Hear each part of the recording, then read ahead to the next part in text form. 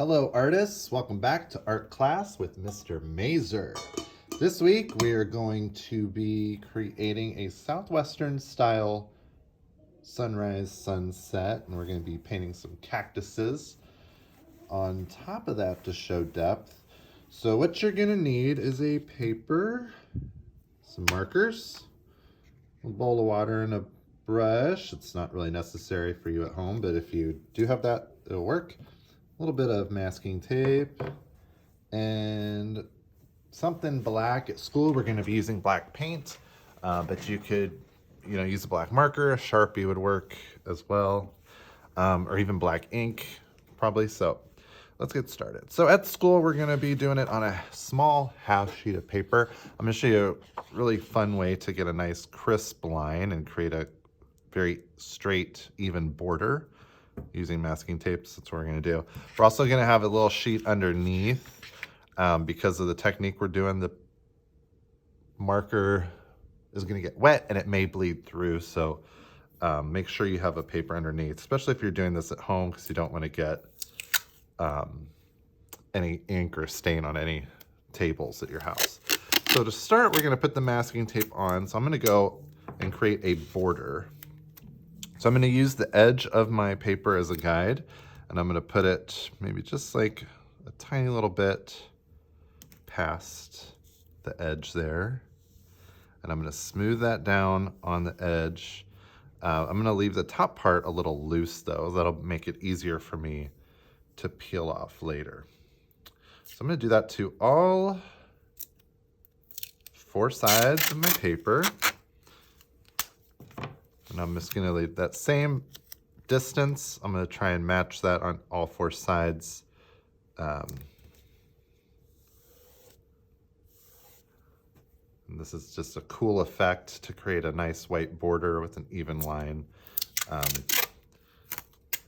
So that's why we're doing it. So I'm going to do this real quick. Get that tape laid down. And then we're going to start. So for my sunrise or sunset, depending on what time of day it is, we are going to be blending colors. We're going to follow our color wheel. So I'm going to go from purple, I'm going to create a nice dark, and I'm going to blend it into red, into orange, into yellow. And I'm going to leave a little space at the bottom. That's going to be our ground, and that's going to be black. So I'm going to use my markers here. I'm just going to get out the colors I'm going to use, which is these 4. So to start, I'm going to use my purple. Now this could work well with regular markers. Just make sure they're washable, but this could also work just with ones that are fading out. Those actually will work better for this process.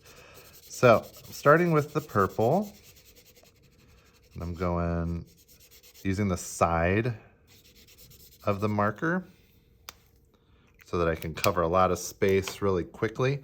Now to get these blended, you are definitely going to have to overlap. So when I move to my next color, which is the red here, I'm gonna overlap, go over top of that purple a bit, and that's gonna help me get a nice blend. And you can even leave like these little white spots. It's totally fine because we're gonna blend that out with water in a little bit.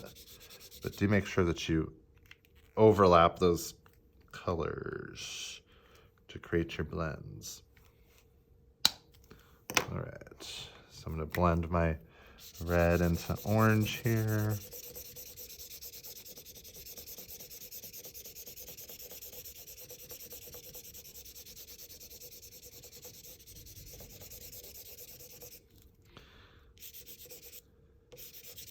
And my final color will be yellow. So I'm going to go over top of my orange. And like I said before, we're going to leave a little bit of a little space at the bottom there. So we'll leave that white. So just go ahead and leave that. Now, once I have all of my colors on, I'm going to take a wet brush just with water.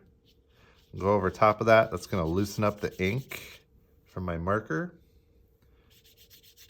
and blend these colors out. And you can see from those white spots that were there that the ink is blending into those sections. And we're creating this nice, beautiful blends. It looks like we're kind of going from night into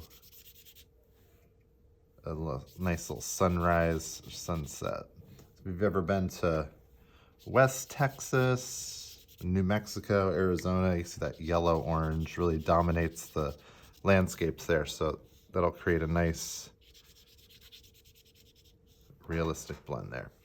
So once that is finished, we're going to do the ground and some cacti.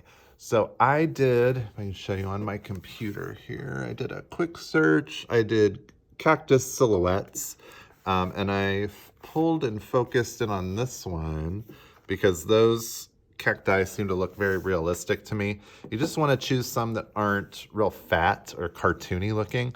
So if we look at these again, so you can kind of tell from this picture, they look more realistic when they're uneven. So when the different branches of the cacti kind of go in and out and they're uneven and wobbly, that will help make it look more realistic. So use those as a reference and you'll get better, more realistic result. So I'm gonna move my markers out of the way. I'm gonna use my black. So we're just using black tempera paint. Like I said, you could use marker, or you could use Sharpie at home if you don't have black paint. But you're just gonna have to wait for this to dry because the black will bleed and blend out and it won't look as good. So make sure that you give it time.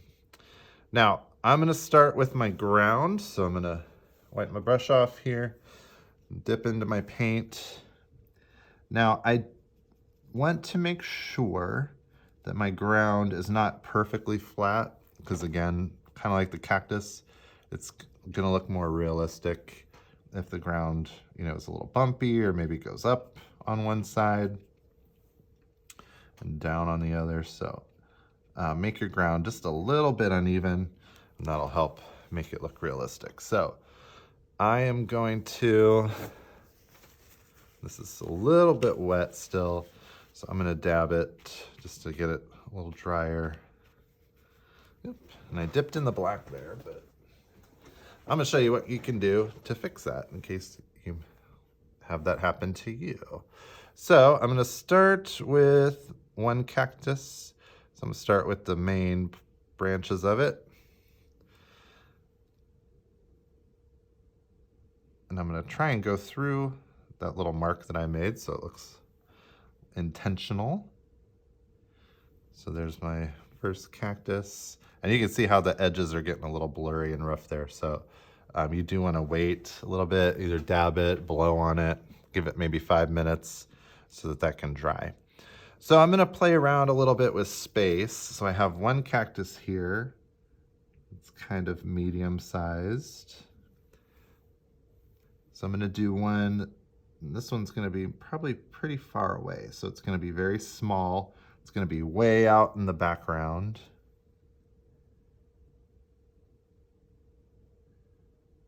So it's going to be a little cactus out there. And then maybe in the middle, I'm going to do a big tall one.